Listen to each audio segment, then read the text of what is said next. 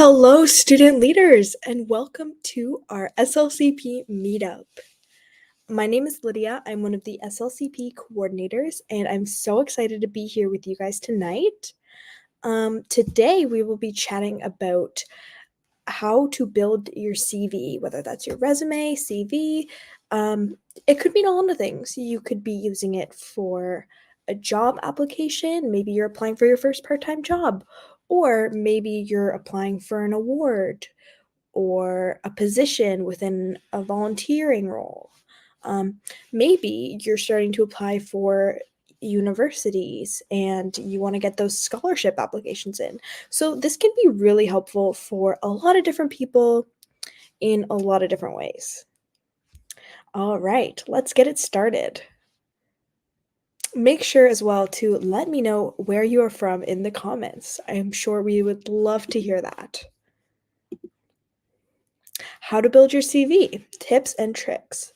And of course, if you agree with me or you want me to elaborate on anything, you have any questions, or maybe you also have a suggestion on how to build your CV, make sure to chime in the comment section.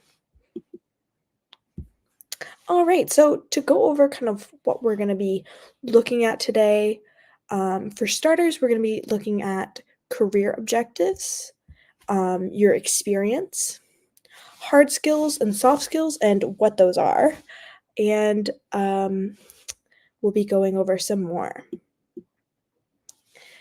Firstly, we're going to chat about career objectives. So, what that might look like is different for everyone. If you're applying for a part time job, it might be just to grasp onto some experience. Maybe you want to try something new. So, let's take a look.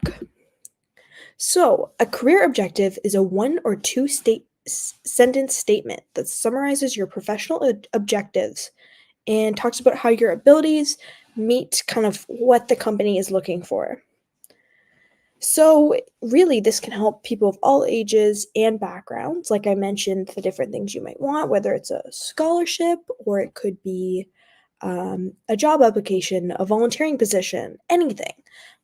This is really crucial, especially if you're in high school, because you might not have a lot of experience, and that's totally okay. Everyone starts somewhere, and jobs will definitely recognize that. But where you might want to stand out your application is in your career objective statement. So I put a little example here. I am an aspiring leader, which kind of points out your leadership skills, which is really good, with more than 3 years of experience in childcare, seeking a position as a summer camp counselor. So here, this person kind of put what they're looking for, as well as their experience that ties into that position. So this was really cool because they put that they have experience in childcare and they want to be a camp counselor, which both works with kids. But it would be a little bit different if I said, oh, well, I have experience in fast food, but I want to get into modeling. Just because those two areas are a little bit different, and you would kind of have to find a bit more particular wording to kind of link those together. Now, that doesn't mean that those two don't work together, because you could say, well, I've learned through fast food to work in stressful situations. So I think when modeling and everything's going so fast, I would be able to work under that. You would just kind of have to reach for that connection a little bit deeper and put some more thought into that. So this person said, I'm excited to share my talents while expanding my leadership skills as a part of a valued community institution. So this person kind of also spoke about how they're going to bring value to the organization. And I think in your career objective or your mission statement, they're really going to want to know how you specifically are different from everyone else and how you can bring value. So this is kind of where you want to be personal and specific, because you don't want it to be too long either. Otherwise, they won't want to read it, right? So think about how you can stand out in the fewest words possible. Our next one is experience. So for this, experience can mean a lot of different things, which is really good to highlight. Experience can mean whether that's another job you might have, or maybe it's a volunteering position. Maybe it's you were on the student council. This could be really, like I said, a lot of different things. It could be maybe you had some sort of leadership role on a sports team. Um, Anything that kind of add value to your life and kind of you learned things from it, changed you, changed your learning styles, things like that. So let's take a look. Like I said, it doesn't have to be a job or a work position. It could be activities or anything that really made an impact. So, for example, well, maybe let's say I was the captain of a soccer team, and through that gave me a lot of leadership experience. I had to lead others to a common goal, which was winning games. So things like that might not necessarily be a job, but that's still experience.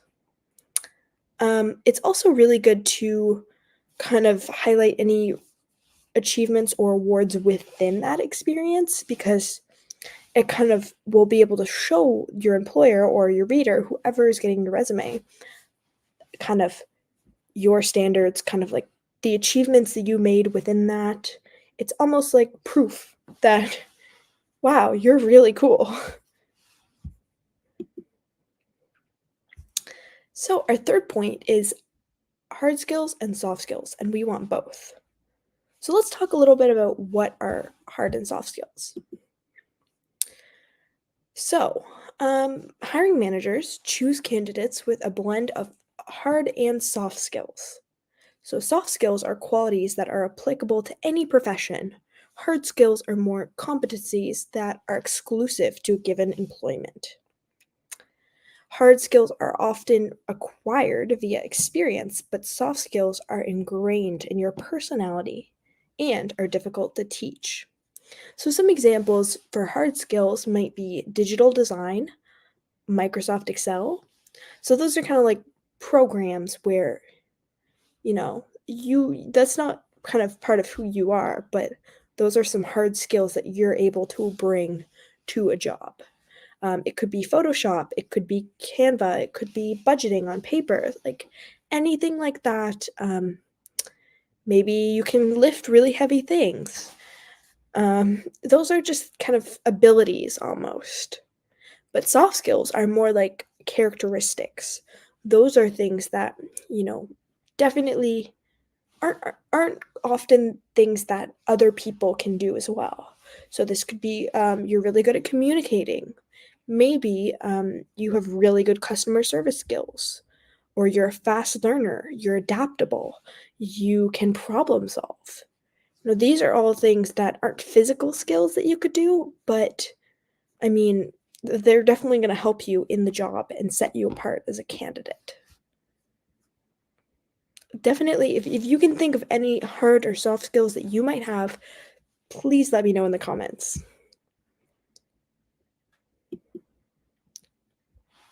Awards and achievements. Awards and achievements. This can definitely be a trickier one as students often don't want to be super humble and talk about themselves. But this is the section, a CV, you gotta put your best self forward. And I know that might be uncomfortable sometimes, but um, your awards, you should absolutely talk about those. All right, so employers are looking for candidates who have a history of making an impact. So, sharing your awards and achievements, academic or otherwise, proves you can make positive contributions and will help you stand out above any other candidate. So, these awards are going to be specific to you. Um, and I think, too, when you write an award on your CV, don't just type out the name. So when you include your award, you're going to want to kind of explain very briefly how you got it, why you got it, because that helps them kind of see that impact that you made. It's also really good to put any certificates that you have. Maybe that's first aid, CPR. If it's a course you took, maybe it's the SLCP.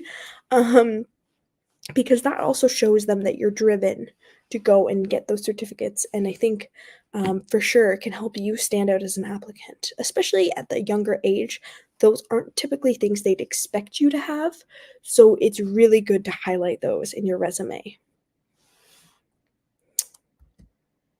All right. And that actually wraps up our session for today.